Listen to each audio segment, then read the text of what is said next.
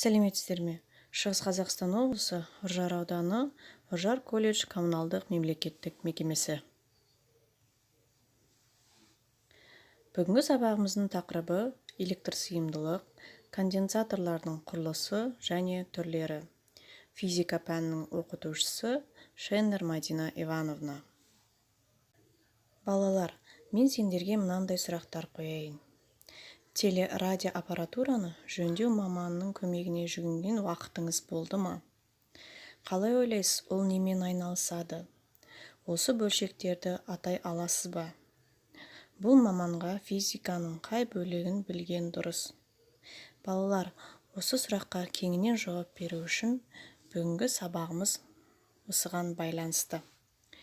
Бүгінгі сабағымыздың тақырыбы электр сыйымдылық, конденсаторлардың түрлері және құрылысы, конденсаторларды жалғау. Сабағымыздың оқу мақсаты электр сыйымдылығының физикалық мағынасын анықтау және есеп шығаруда электр сыйымдылықтың формуласын қолдану. Бүгінгі сабағымызда қолданылатын арнайы пәндік лексика және терминология. Сыйымдылық, емкость, капаситет. Конденсатор, капаситет. Потенциалдар айырмасы. Разность потенциалов. Potential difference. Пластиналар арасындағы қашықтық. Расстояние между обкладками. The distance between the plates. Диэлектрлік тұрақты. Диэлектрическая проницаемость. The dielectric constant.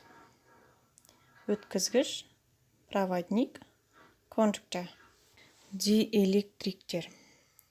Диэлектриктер электр тоғын өткізбейтін заттарды айтады. Диэлектрикте еркін заряд тасымалдаушылар жоқ. Диэлектриктің барлық электр зарядтары оның молекулаларының құрамына кіреді, және олар тек аз қашықтықтарға атом немесе молекула аумағында ғана ығыса алады. Сол себепті диэлектриктер электр тоғын өткізбейді. Диэлектриктерге көптеген қатты денелер, оның ішінде янтарь, эбонит, шыны, фарфор, кварц, мәрмәр және тағы басқа. Кейбір сұйықтар, мысалға, дистилленген су және барлық газдар жатады. Өткізгіштер. Өткізгіштер диэлектриктерден заряд тасымалдаушылардың, яғни электрондар мен иондардың болуымен ерекшеленеді. Өткізгіштердің ішіндегі зарядты тасымалдаушы бөлшектер хаосты түрде қозғалады. Ал егер өткізгіш электр өрісіне түссе, олар кулондық күштің әсерінен реттелген қозғалысқа келеді. Электр сыйымдылық, капаситанс. Дененің электр зарядын жинақтау қабілеті электр сыйымдылық деп аталады, және ол С әрпімен белгіленеді. Яғни С тең Q бөлінген дельта фи, немесе Q бөлінген U. Өткізгіштің электр сыйымдылығы осы өткізгіштің өлшемі, пішіні және сыртқы жағдайларына тәуелді. Электр сыйымдылықтың бірлігі 1 фарад тең болады 1 кулон бөлінген 1 вольтқа.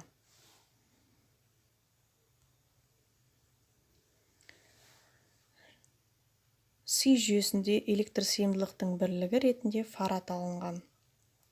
1 фарад дегеніміз потенциалын 1 вольтқа арттыру үшін 1 кулон заряд керек болатын өткізгіштің электр сыйымдылығы. 1 микрофарад ол тең болады оның -6 дәрежесі фарадқа. 1 нанофарад оның -9 дәрежесі фарадқа тең. Ал 1 пикофарадымыз оның -12 дәрежесі фарадқа тең. Ал балалар, келесі кезекте мына видеороликке мән береміз. Бұл екі дененің массасы әртүрлі және олар әртүрлі металдардан жасалған. Егер әр денені бастапқыда 20 Цельсий градустық бөлме температурасынан 40 Цельсий градусқа жеткенше жылу беретін болсақ, онда бірінші дене бұл температураға 7,7 килоджоуль жылу берілгенде жетеді. Екінші дене дәл осындай температураға жету үшін оған 18 килоджоуль жылу бөлінуі керек. Массалары бірдей әртүрлі заттан жасалған денелерді белгілі бір температураға жеткізу үшін әртүрлі жылу беру керек. Бұл заттың жылу сыйымдылығы әртүрлі болуына байланысты. Жылу сыйымдылық денеге берілген жылу мөлшері мен жылу берілгендегі температура өзгерісінің қатынасына тең. Заттың жылу сыйымдылығы оның массасы мен тегіне тәуелді. Біз заттың жылу сыйымдылығын электр сыйымдылық ретінде қарастыра аламыз.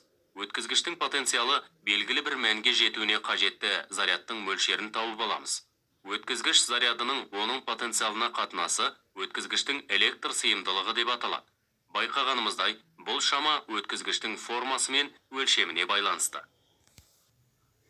Өткізгіштің электр сыйымдылығы. Оқшауланған өткізгіштің электр сыйымдылығы С тең Q бөлінген фи. Өткізгіштің электр сыйымдылығы оған екінші зарядталмаған өткізгішті жақындатқанда артады. Екінші өткізгішті жерге жалғау бірінші өткізгіштің электр сыйымдылығын арттырады. Қатты диэлектриктің болуы жүйенің электр сыйымдылығын арттырады. Диэлектриктің қалыңдығын азайтса, өткізгіштердің жүйесінің сыйымдылығы артады. Диэлектриктің диэлектрлік өтімділігі артқанда, жүйенің электр сыйымдылығы артады. Өткізгіштердің бірі-бірімен айқасу ауданын арттырғанда, жүйенің электр сыйымдылығы артады. Конденсатор. Конденсатор заряд жинақтайтын өткізгіштер жүйесі. Ең алғашқы конденсатор Лейден банкасы деп аталған екен. Оны Питер ван Мишенбрук 1745 жылы ашқан болатын.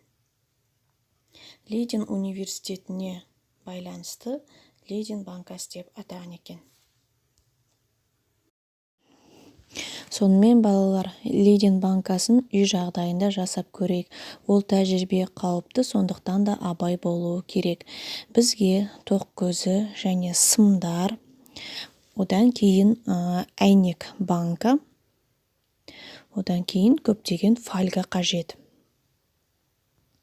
Ең біріншіден фольганы алып банкаға ораймыз, және де изолент арқылы фольганы бекітеміз. Одан кейін бізге банканы суға толтыру керек. Суға толтырғаннан кейін көптеген мөлшерде тұз салуымыз қажет. Тұзды жақсылап суға араластыру керек.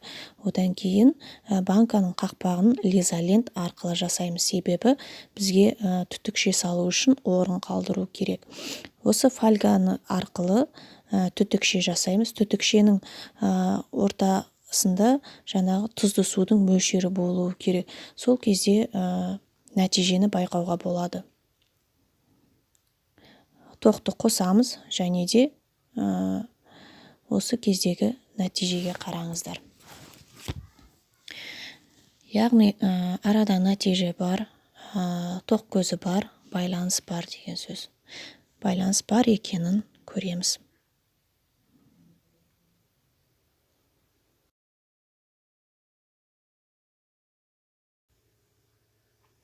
Конденсаторлардың түрлері.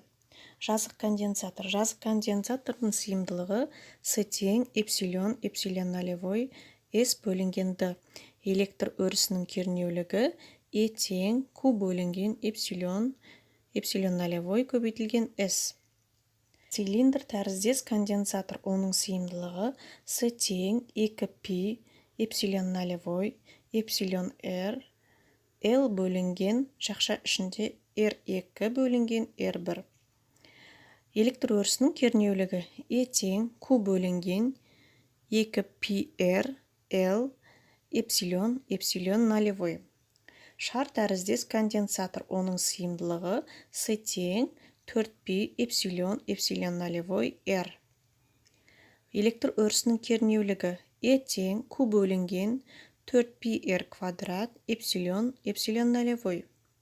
Мұндағы эпсилон нолевой электр тұрақтысы ол 8,85 көбейтілген 10-12 дәрежесі фарад бөлінген метрге тең болады. Конденсаторлардың жалғануы. сыйымдылықты арттыру үшін конденсаторларды параллель қосады. Бұл кезде конденсаторлардың аттас зарядталған жапсарлары бірге қосылады. Яғни бұл жерде кернеулер бір-біріне тең болады. Ал заряд Q тең Q1 қосылған Q2. Ал сыйымдылық С тең С1 қосылған С2-ге тең болады. Конденсаторларды тізбектей жалған кезде барлық конденсаторлардағы заряд бірдей болады, және оларда әр аттас зарядталған жапсарларды қосылады. Яғни тізбектей жалғаған кезде бұл жерде кернеу U тең болады, U1 қосылған U2. Ал бұл жерде тізбектей қосқан кезде зарядтар бір-біріне тең болады. Ал бұл жерде сыйымдылығы 1 бөлінген С тең болады 1 бөлінген С1 қосылған 1 бөлінген С2 формуласымен өрнектеледі. Конденсаторлардың жіктелуі. Формасы бойынша, диэлектрик бойынша және де тағайындалуы бойынша. Конденсатор формалары бойынша: жазық, сфералық және де цилиндрлік. Конденсаторлардағы диэлектрик: керамикалық, қағаз, электролиттік. Конденсаторлардың қолданылуы: тұрақты сыйымдылық және де айнымалы сыйымдылық. Айнымалы сыйымдылық конденсаторлары.